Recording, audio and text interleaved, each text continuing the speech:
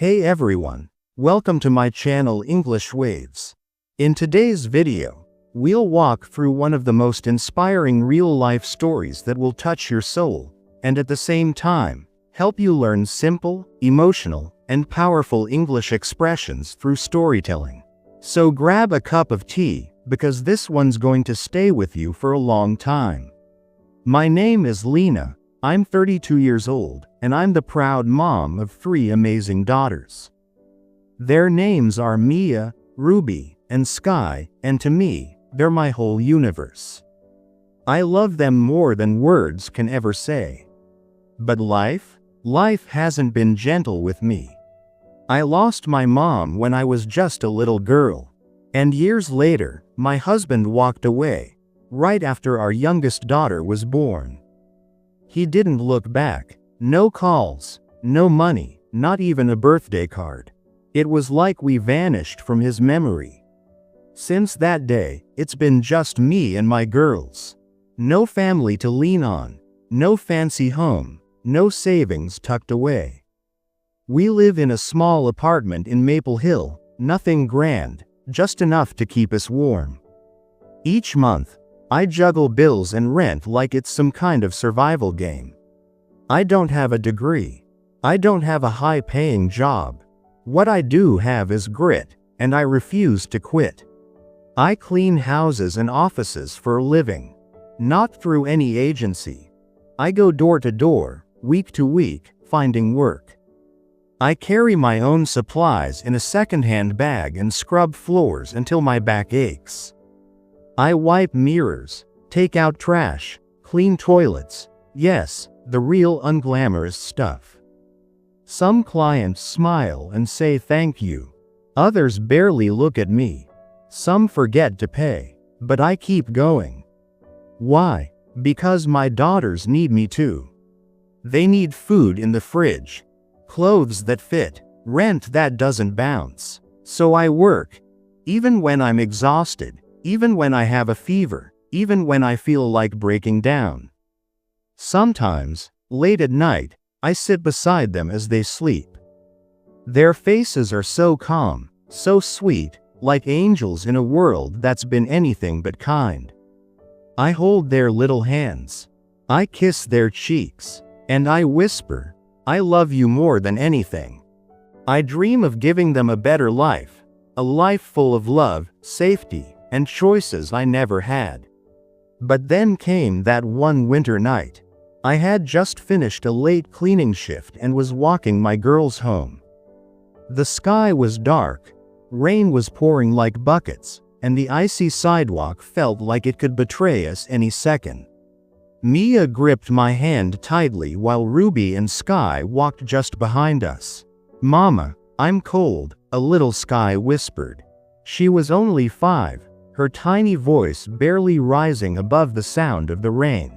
"I know, honey," I said gently, pulling her closer and wrapping my scarf around her like a blanket.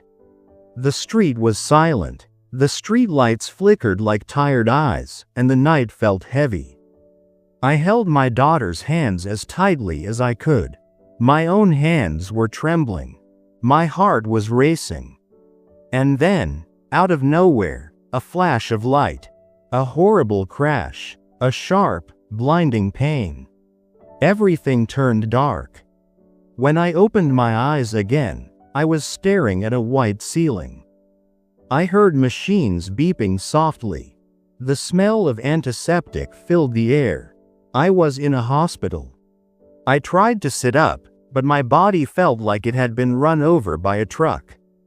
My head pounded. My arms felt weak, like jelly. And then it hit me, the accident. My daughters. Where were they? I tried to call out, but my throat was dry and cracked. "Mia, Ruby, Sky," I croaked. A nurse came in, her eyes warm and gentle. She walked over and gave me a soft smile. "Don't move too much," she said kindly. "You were in a serious accident." "My daughters," I whispered, panic creeping in. "Where are they?" She took my hand softly. "They're here, and they're okay." My eyes flooded with tears. I could barely breathe from the relief. And then, the door creaked open. 3 little shadows ran inside. "Mama!" they screamed in unison. They wrapped their little arms around me, kissed my cheeks, and held my hands as if they'd never let go. I broke down in tears. I held them tighter than ever. I didn't want that moment to end. Then the doctor entered. He looked serious, the kind of face that doesn't usually bring good news. "You have a broken leg," he said. "You'll need surgery, and you'll need time to recover."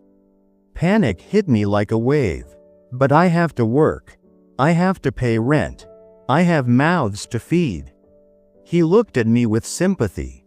"Right now, you need to rest," he said softly. And then I remembered something even worse. The cleaning supplies I had borrowed from a friend. They were all destroyed in the accident. And during the fall, I had accidentally damaged the front of a luxury store. The owner wanted $20,000 in damages. I had nothing, not even $1 to spare. I was already hanging by a thread.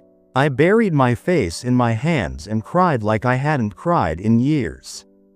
My daughters hugged me. They cried too. I felt completely lost, like hope had packed up and left without saying goodbye.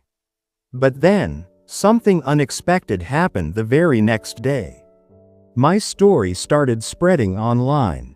Strangers from all over saw pictures of my daughters.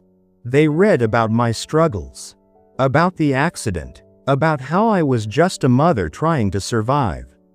And then, like little sparks of light, people started sending help. They didn't know me, but they wanted to make sure my daughters and I had a second chance. Then one day, I got a phone call. A deep voice came through the line. "I heard your story," the man said. "I want to help." I froze. I didn't know what to think. "Who are you?" I asked nervously. "You'll find out soon," he replied, and hung up. 2 days later, a group of strangers arrived at the hospital. They brought colorful flowers, warm jackets, and cozy clothes for my daughters. My girls lit up with joy. And then, a young man walked into the room. He had gentle eyes and a warm smile. He pulled up a chair beside me and said, "You don't know me, but I know about you." I looked at him, puzzled. "But why would you help someone like me?" He smiled kindly. "Because I can." Tears filled my eyes again. I don't even know what to say. He touched my hand gently. "You don't have to say anything." A few days passed, and then something happened that felt like a dream. That same young man and his team paid all my hospital bills. I could finally breathe again without the weight of money crushing me. But that wasn't all.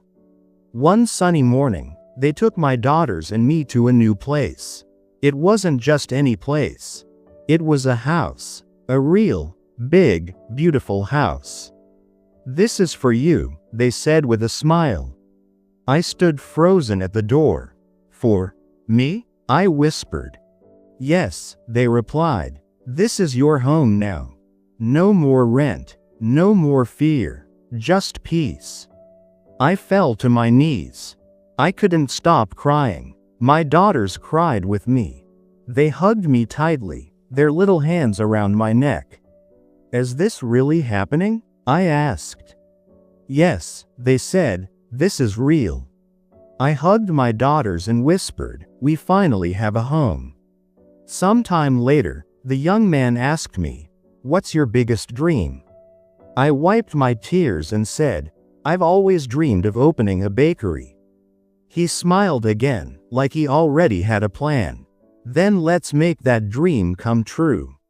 And he did. Just a few months later, I opened my very own bakery. The smell of fresh bread, sweet pastries, and laughter filled the air. People came in smiling. I had regular customers, happy faces, and something I never imagined, pride.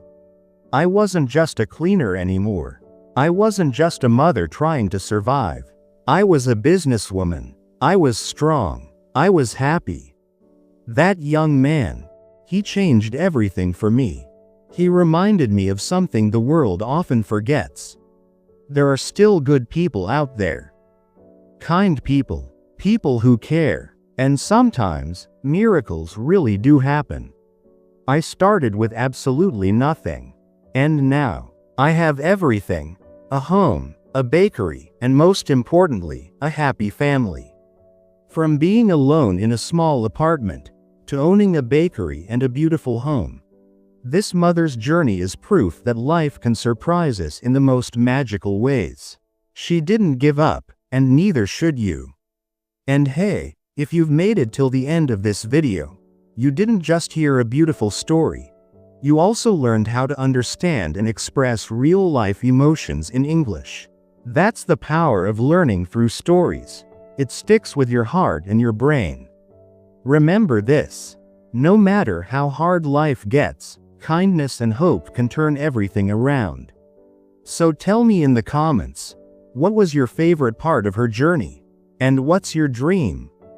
Don't forget to like, share, and subscribe, because here, we don't just improve English, we grow stronger together. See you in the next story. Till then, stay kind, stay curious, and never stop believing in better days.